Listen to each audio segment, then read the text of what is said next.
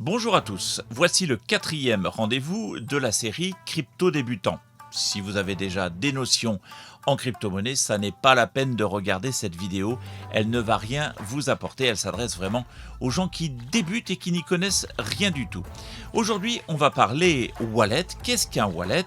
Il en existe de plusieurs sortes, je vais essayer de vous faire comprendre très simplement comment fonctionne un wallet, quels sont les types de wallets utilisés. Mais avant toute chose, je vous le rappelle, cette vidéo ne vous incite pas à détenir ou à acheter des crypto-monnaies. Si vous souhaitez le faire, faites toujours appel à un professionnel.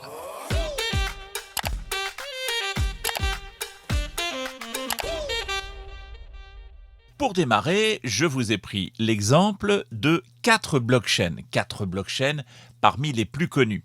La blockchain Bitcoin, la blockchain Ethereum, celle de Dash et celle de Ripple. Chacune de ces blockchains a ses propres wallets. La blockchain Bitcoin a ses wallets Bitcoin, la blockchain Ethereum de même. Pour Dash, c'est la même chose et pour Ripple aussi. Donc vous voyez bien que les wallets sont systématiquement créés sur chacune des blockchains. Alors, comment créer ou accéder à mon wallet? Eh bien, il existe des wallets plus ou moins officiels, blockchain pour le Bitcoin, MyEtherWallet pour Ethereum, Dash Wallet pour la blockchain Dash, et pour Ripple, il n'y a pas vraiment de wallet officiel Ripple, mais en tout cas, vous pouvez utiliser beaucoup de wallets, entre autres le wallet Coinbase. Donc vous voyez que là, chacun a son wallet. C'est une application que vous téléchargez sur votre mobile ou sur votre ordinateur, ou vous pouvez même y accéder en ligne suivant les wallets. Alors, de quoi est composé un wallet ? Il est composé de deux choses importantes. D'abord, une adresse publique. Vous envoyez une ici, c'est un exemple, évidemment. Cette adresse, vous pouvez la donner à qui vous voulez. C'est votre adresse. Les gens qui souhaitent vous envoyer une crypto-monnaie sur votre adresse, admettons qu'ici nous ayons une adresse Bitcoin, eh bien des personnes qui souhaitent vous envoyer des Bitcoins pourront le faire sur cette adresse. La deuxième chose qui compose un wallet, c'est une clé privée ou private key en anglais. Et là, cette clé-là, par contre, vous ne la donnerez jamais. C'est en quelque sorte le sésame, le mot de passe, la clé privée que vous ne donnerez à personne. Jamais, jamais, jamais, vous ne donnerez cette clé. Vous devez être le seul détenteur de cette clé privée, elle est la vôtre. Vous ne la donnerez jamais. Je me répète, mais c'est très important. Alors faites bien attention, lorsqu'on vous demande votre adresse, de ne pas donner la clé privée. Vous donnez évidemment l'adresse publique que vous voyez ici en vert. La clé privée, elle vous est complètement personnelle. Vous ne la donnez jamais. Et d'ailleurs, vous ne la stockez pas sur votre ordinateur. Vous n'en faites pas de capture d'écran. Vous allez l'écrire sur un papier libre et la stocker où vous voulez. Ne la gardez pas de façon numérique, car à tout moment, et même si vous avez bien protégé votre ordinateur, évidemment, vous pouvez vous la faire voler si vous l'avez stockée informatiquement. Alors, quels sont les différents types de wallets? Alors, on a d'abord des wallets qu'on va pouvoir utiliser sur son ordinateur. PC, Mac, certains Linux également.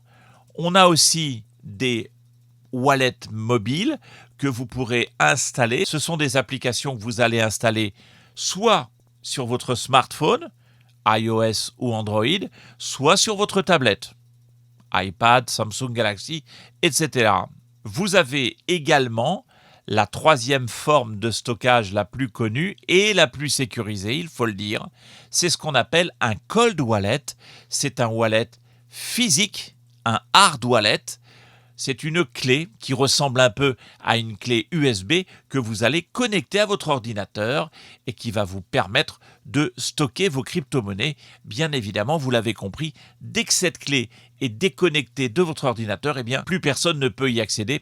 Et c'est bien là l'aspect sécuritaire le plus important. Donc, les wallets sur ordinateur, les wallets sur smartphone ou tablette et les hard wallets, les cold wallets, donc des clés que l'on connecte et déconnecte du réseau. Parlons maintenant un peu de sécurité et quels sont les avantages et les inconvénients à utiliser tel ou tel type de wallet. Alors, quand on parle d'un wallet desktop, c'est un wallet sur ordinateur, PC, Mac ou Linux pour certains. La première chose à avoir, c'est un bon antivirus de qualité, c'est obligatoire. Donc oubliez les antivirus gratuits, vous achetez un ordinateur, vous achetez un antivirus payant. D'accord ? Ça, c'est la première des choses. Installez également un VPN qui va vous permettre de vous rendre complètement anonyme lorsque vous allez sur Internet. Nettoyez régulièrement l'ordinateur pour éliminer les trojans et les logiciels malveillants. Ayez une discipline stricte, faites très attention au phishing par exemple, c'est-à-dire des emails que vous allez recevoir de personnes que vous ne connaissez pas, dans lesquels il y a un lien. Ne cliquez jamais sur ces liens, c'est direction poubelle directement. On efface ce genre de message, on ne clique jamais sur un lien, car c'est le meilleur moyen de récolter sur son ordinateur un logiciel malveillant qui va potentiellement pouvoir venir scanner votre ordinateur et récupérer d'éventuelles clés privées que vous auriez laissées. C'est pour ça que tout à l'heure, je vous disais de ne jamais laisser les clés privées sur un ordinateur. Donc, stockez vos clés privées sur papier. Ça, c'est la plus grosse information. Et puis surtout, ne laissez personne utiliser votre ordinateur. Surtout les enfants, je l'ai mis en rouge parce qu'effectivement, on a tendance à laisser les enfants utiliser les ordinateurs. Non, un ordinateur, c'est personnel. Un ordinateur, c'est à vous. Il y a vos informations privées en règle générale, il y a des photos, des choses comme ça. Vous ne devez pas laisser l'accès à votre ordinateur à n'importe qui. Un ordinateur, c'est privé, et en l'occurrence, lorsqu'on parle de crypto-monnaie, ça l'est encore plus, donc personne n'y touche hormis vous. Concernant les wallets mobiles, eh bien, idéalement, c'est d'avoir un deuxième mobile qui ne va servir qu'à ça, ou une tablette, évidemment, une tablette iPad ou Android.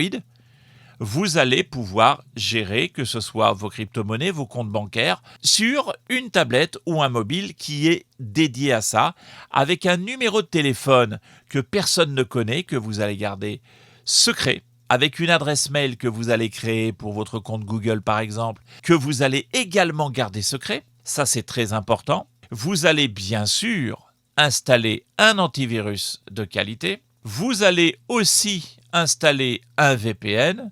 Et puis, vous aurez exactement la même discipline que si vous êtes sur ordinateur. Eh bien, vous allez faire attention aux emails, particulièrement de phishing, et surtout de ne pas installer tout et n'importe quoi comme application. Là, sur ce deuxième téléphone, et même en règle générale, sur votre mobile normal, vous n'installez pas tout et n'importe quoi. Beaucoup d'applications vont, sans que vous vous en aperceviez, vous installer des petits logiciels malins. Donc faites bien attention à ne pas installer d'applications qui pourraient venir éventuellement vous espionner. Donc avoir une grande discipline. Alors, bien sûr, ne jamais faire de capture d'écran de ces clés privées. Ça, c'est la plus mauvaise chose à faire. N'oubliez pas que toutes les captures d'écran que vous faites sont censées pouvoir se retrouver sur des clouds. Ce sont des serveurs sur lesquels sont stockées toutes vos informations. Photos, fichiers, etc. Donc ça, c'est une très mauvaise idée. Jamais de capture d'écran. Je vous le répète encore une fois, vous allez écrire vos clés privées, vos mots de passe, vos informations sur papier et les garder par devers vous. Et puis, à l'instar d'un ordinateur, le téléphone mobile, c'est la même chose. Vous ne laissez personne utiliser votre smartphone. Personne, même les enfants. Ne laissez pas votre enfant utiliser votre téléphone portable. Il risque de vous installer tout et n'importe quoi comme application, et particulièrement des applications qui n'ont pas été vérifiées et qui risquent de vous amener de gros problèmes comme des applications malveillantes. Pour finir, eh bien, nous avons le wallet physique, je vous en ai parlé, ce qu'on appelle le cold wallet. C'est le plus sécurisé des wallets. Pourquoi ? Tout simplement parce qu'il n'est jamais connecté à Internet, jamais connecté à votre ordinateur, sauf lors des transferts. Et surtout, même si vous le perdez, il est possible de restaurer entièrement le wallet grâce à la phrase de récupération.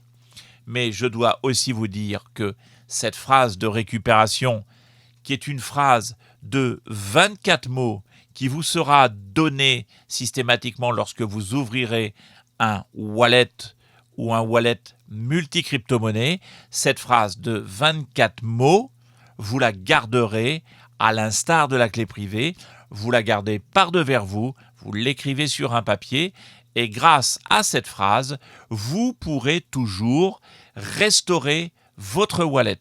Pour finir, voici quelques wallets multi-crypto-monnaies, puisqu'évidemment, tout à l'heure, je vous ai parlé de wallets plus ou moins officiels pour chacune des blockchains, mais l'idéal, c'est évidemment d'utiliser des wallets où vous allez pouvoir stocker plusieurs crypto-monnaies sur chacun des wallets. Alors, je vous engage quand même à avoir plusieurs wallets. Pourquoi ? Parce qu'il est toujours beaucoup mieux en termes de sécurité de ne pas mettre tous ses œufs dans le même panier. Donc, si vous avez 2 ou 3 wallets, c'est vraiment l'idéal. Alors, vous avez plusieurs types de wallets, comme je vous le disais, des wallets pour ordinateur, des applications mobiles et puis évidemment les wallets physiques. Les applications mobiles et les ordinateurs, vous avez par exemple blockchain.com, qui est un wallet sur lequel vous allez pouvoir mettre 5 crypto-monnaies. Vous avez Coinbase Wallet, Trust Wallet, qui lui n'est disponible qu'en version application mobile. Mais par exemple, vous avez de très bons wallets comme Atomic Wallet, que vous pourrez aussi bien utiliser sur votre ordinateur que sur votre téléphone mobile ou tablette. Exodus, c'est la même chose. Jaxx Liberty, pareil. Coinomi ou encore Zelcore. Il y en a d'autres, vous pouvez vous-même faire vos propres recherches. La chose importante que vous devez garder en tête en permanence, c'est est-ce que ces wallets multi-crypto-monnaies vous permettent d'avoir les clés privées.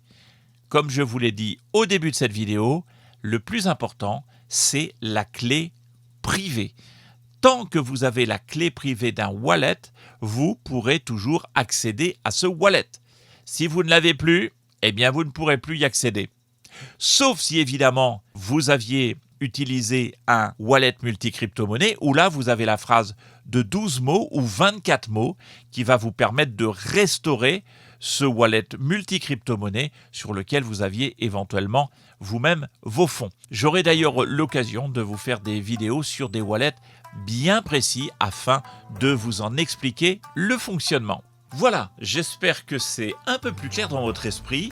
Un wallet, c'est tout simplement un portefeuille qui vous permet de stocker une ou plusieurs crypto-monnaies. Nous, en français, on a gardé l'anglicisme wallet, c'est quand même bien plus simple. N'hésitez pas à regarder les autres vidéos de Crypto Débutant, la série Crypto Débutant, qui vont vous permettre de mieux appréhender le monde de la crypto-monnaie et de la blockchain. Quant à moi, je vous dis merci et à la prochaine fois. N'hésitez pas, si vous le souhaitez, de mettre un petit pouce bleu et de vous abonner pour être au courant des prochaines vidéos. À bientôt.